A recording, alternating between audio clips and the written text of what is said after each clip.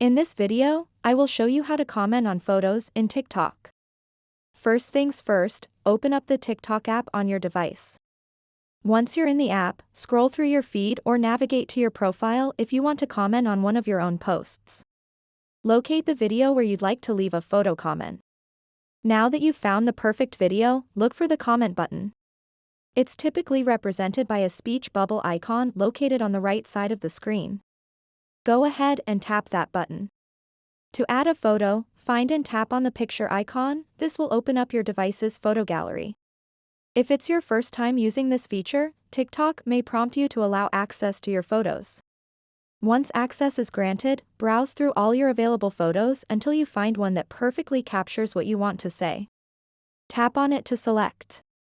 After selecting your photo, you'll have an option to type in some text as well. This is completely optional.